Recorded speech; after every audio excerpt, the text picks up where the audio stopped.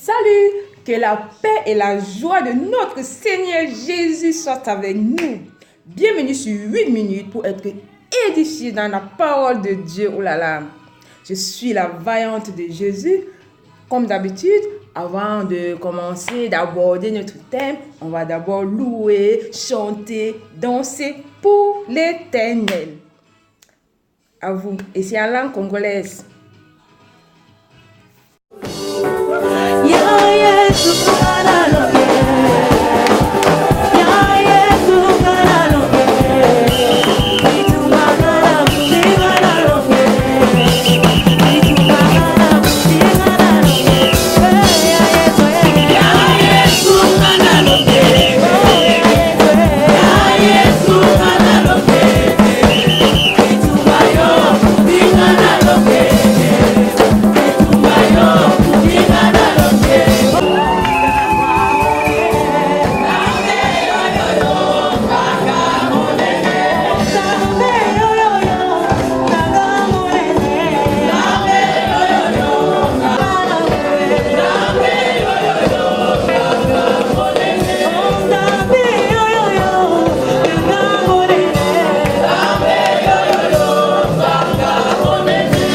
Waouh, merci.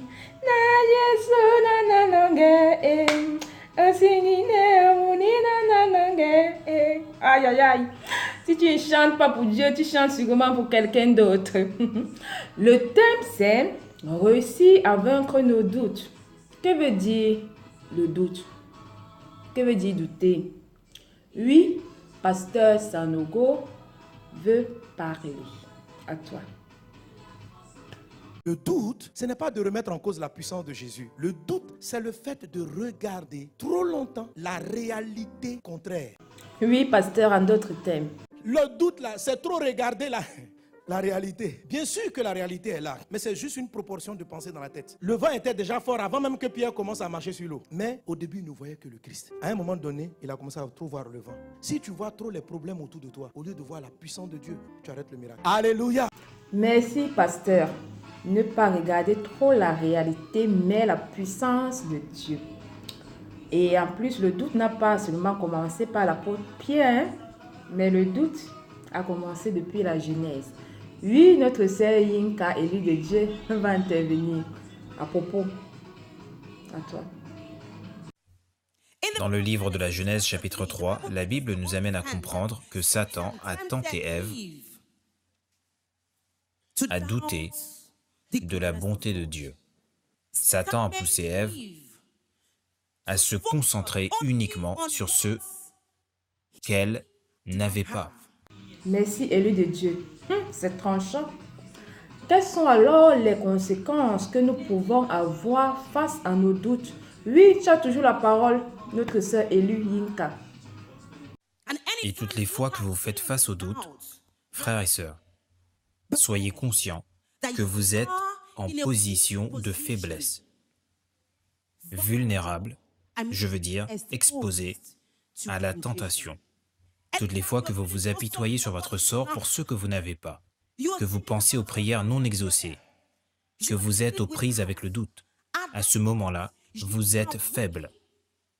Vulnérable, je veux dire exposé à la tentation. Merci, notre sœur Yinka. Le doute a les conséquences très néfastes. Non seulement il rend notre cœur faible et aussi vulnérable aux tentations. Et qu'est-ce que la Bible dit à propos de notre cœur? Oui, notre frère, le charismatique Bamba, à toi la parole. Ça veut dire, garde ton cœur plus que toute autre chose. Garde ton cœur plus que tes cheveux. Garde ton cœur plus que le maquillage. Garde ton cœur plus que tes chaussures Zara. Garde ton cœur plus que ton écran plasma. Plus que ton compte en banque. Garde ton cœur, car c'est de là que viennent les sources de la vie. Bien, mais si ton cœur est touché, ton corps sera affaibli. Parce que le cœur, c'est le centre des émotions. Merci, le charismatique. Oui, pasteur Michael Lobo veut ajouter quelque chose. Pour que que nous puissions sortir de nos problèmes, sortir de nos difficultés et être vainqueurs dans l'épreuve. Il y a une promesse pour chaque domaine de votre vie, pour chaque épreuve de votre vie. Mais ce que le Saint-Esprit dit, c'est « ayez foi en Dieu ». Autrement dit, ne doutez pas. Merci, pasteur. Pasteur Marcelo, s'il vous plaît, parlez-nous de la foi en Jésus. La foi ne doute pas. C'est pourquoi la Bible dit ceci. Or, la foi est une ferme assurance. Une ferme assurance. C'est dire je ne doute pas. Dis à ton voisin, je ne doute pas. La vraie foi ne doute pas. C'est une ferme assurance. Où tu pries, il n'y a pas si. Où tu demandes, il n'y a pas si. Où tu jeûnes, il n'y a pas peut-être. Où tu pries, tu ne dis pas on verra si. Mais quand tu pries, tu t'attends que ça arrive. Merci, pasteur. Mais souvent, la phase de l'attente est parfois difficile à supporter. Ma question est de savoir comment faire pour ne plus s'apitoyer sur ce que l'on n'a pas encore. Oui, notre sœur Yinka veut répondre. Toutes les fois que vous vous apitoyez sur votre sort, pour ceux que vous n'avez pas, s'il vous plaît, considérez tout ce que vous avez et remerciez Dieu. Amen. Merci, notre sœur élue de Dieu Yinka. Nous sommes déjà à la fin. Ce qu'on va retenir, c'est pour réussir à vaincre le doute, peu importe la difficulté ou la situation, il faut avoir la foi en la parole de Christ. Et ensuite, considérer tout ce qu'on a et remercier Dieu. On va prier pour la fin. Seigneur, merci pour cette parole, pour cette édification. Merci parce qu'on connaît déjà qu'est-ce qu'il faut faire pour vaincre le doute. Au nom de Jésus. Amen.